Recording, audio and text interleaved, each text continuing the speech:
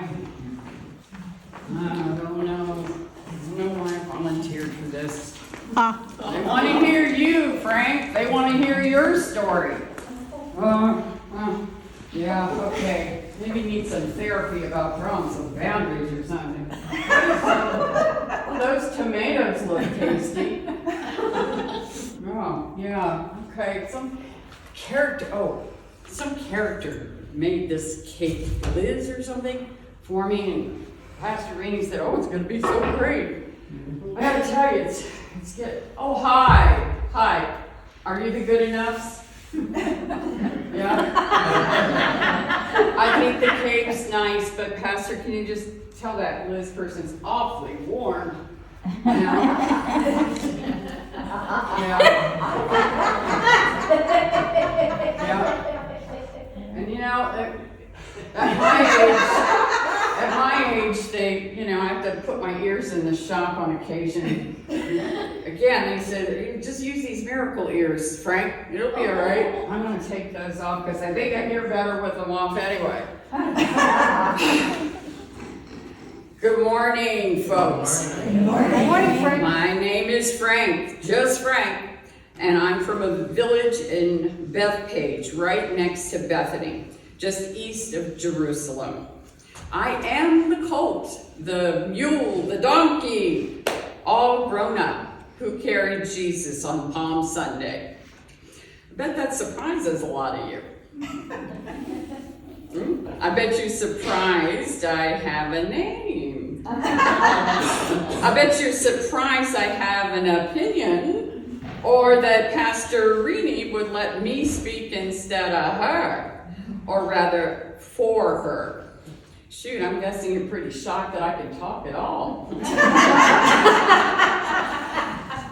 Okay, you're still listening this far in. Just continue to use your imagination. And if I could speak, this would be my story. Palm Sunday as seen through the donkey's point of view. Now, this story starts just like most good stories. Once upon a time. I'm gonna read it because I'm a little long in the donkey tooth and a little forgetful, so I'm sure some of you can relate. As a donkey, I loved to play and be close to my mother. One day something was happening, I could feel it, and I said, Mom, what's going on? Why are all these people here? They are going to Jerusalem for the great feast, explained my mom. Every year at this time, the people come from faraway places to celebrate Passover in Jerusalem. It is the time of great rejoicing and celebration as they remember how God delivered them from slavery in Egypt so many years ago. Can I go to Jerusalem and see? I asked, and I went on begging, oh, please, Mom, please, please, please, please, please. No, Frank, my mom replied. But we can go to the edge of the village and watch. Man, that was all I needed. Woo! And we were not alone either on that road. No siree, Bob. I still don't know who Bob is. Anyway, so off we went. I couldn't believe my eyes. People streamed through the village on their way to Jerusalem. It was totally unreal. Bright colors and colorful clothing, the languages they spoke. I surely did not know. I didn't even know my master's language. And another thing that I remember is that there were so many different kinds of animals.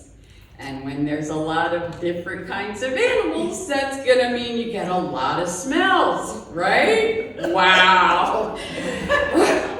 You can see how this little young colt would wander off and maybe get distracted. Well, I did, and I got my mom and me in big trouble. So we got tied down everywhere we went, especially when we were in town. That's when it happened, That's when it happened. I was going to get my chance to meet him. And you know who him is, right? Right? Isn't him why we're here today? Yeah? Anyway, back to my exciting story. So these two guys wander over to Mom and me, and they start untying us. And my owner comes by and says, "What are you doing?" And they say, well, these sweet guys, they were very, very, very nice. They said, "Chill, dude. The Lord needs them. We will send them back to you shortly." And my master said, "Then you may take them." So the strange men took us away. Can you believe that? It gets so much better. We got back to their camp, and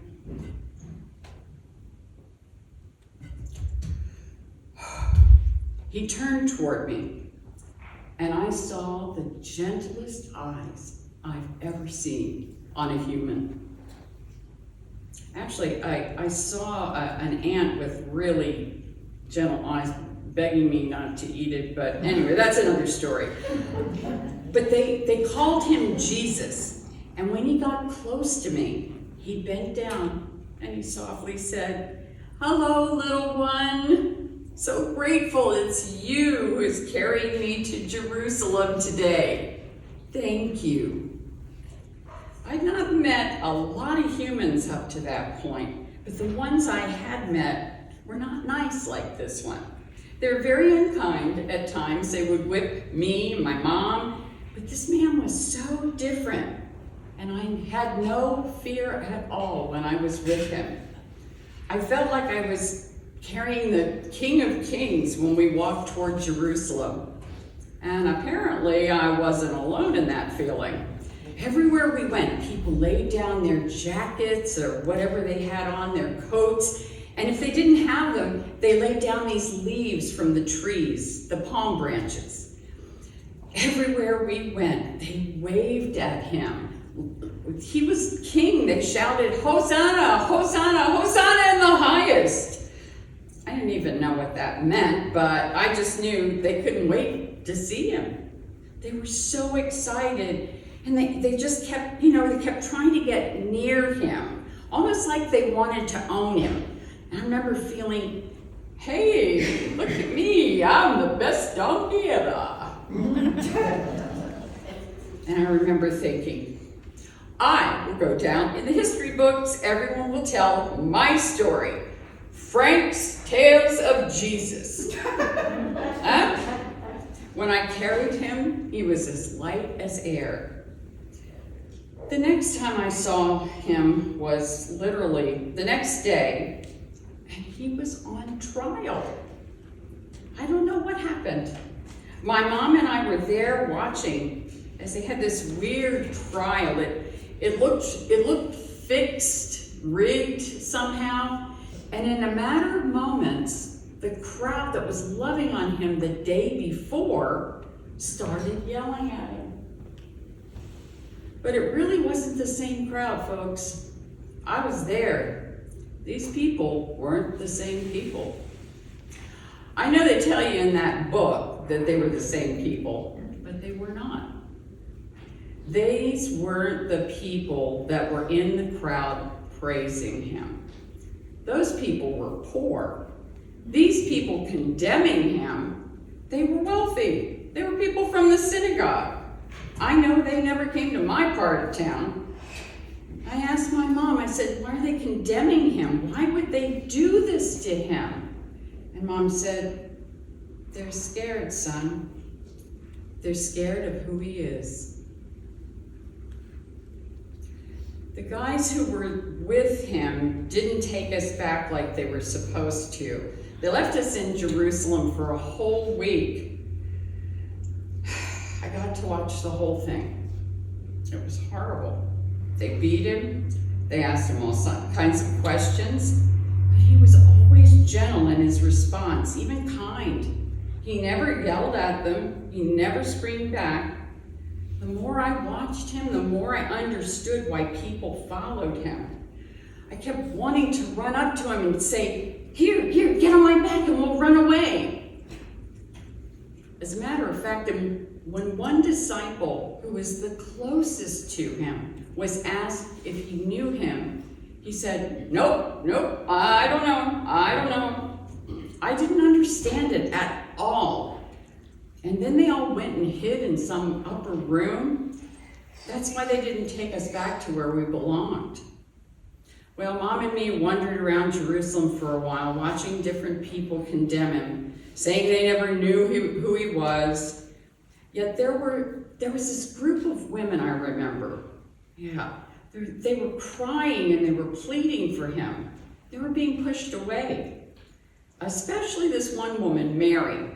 She really wanted to see him. She even went to the Pharisees and tried to talk to them, but nobody would do anything. They wouldn't listen, and they kept calling her crazy.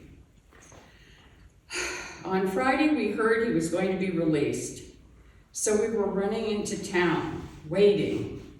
Sure enough, he'd come out. He was covered in blood, literally. But when he came out, I ran up to him, hoping he could get on me. But no, they shooed me away, and they made him carry this cross. You know, that's never a good sign when they make somebody carry a cross. And he carried it up to this hill called Golgotha, or place of the skull is the translation. I swear it was the longest walk of my life.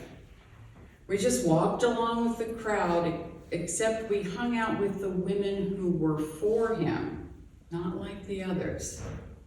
We got to this place where they put the cross in the ground, and I couldn't believe my eyes. What they did to him next, they put nails in his hands and his feet. The sound was just, well, I'm not gonna traumatize you guys by imitating it. It was awful. Take my word for it. Mom made me look away. She knew in the brief moments that I met him that I loved him. There was no way not to. He was the kindest, most gentle man I had ever met. It didn't take long for him to die. I'd never seen anything like this. Before, my mom just kept watching and explaining how bad people in the world there are. But to this day, I still don't understand it. When they took his body down, none of the men, none of them from his group were around. Only the women. Only the women. Mom explained that the men were probably afraid of being caught. I couldn't stay any longer once they took him down. And then on Saturday, one of the men came and got us. He said something about get out of town, and we were brought back home.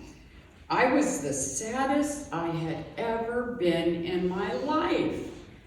But really, that only lasted for, well, okay, I'm not supposed to tell you, but you know what next Sunday is, right? Pastor was like, just keep it simple, Frank. Well, this is what I know. The crowd appeared, that against him crowd, and I can tell you this, people really loved him. Even the crowd that was supposed to have been against him. They were all riled up by the Pharisees, and they feared for their own lives, so they did what they were told. How could you not love him once you met him? He preached a message of love and peace and hope. When I carried him, it was the most special I'd ever been in my life. Just standing here telling you about it just fills me with chills. Once you get to know Jesus, you're never the same. It's like that first night I met him, I carried him the whole day with the crowd loving on us.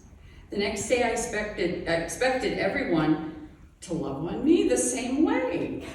When I came back, I said to my mom, Mom, they don't even see me anymore.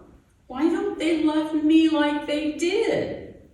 And she said, you're without him. And she was right. I need Jesus to be complete.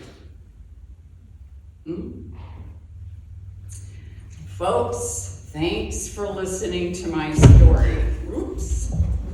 Have a good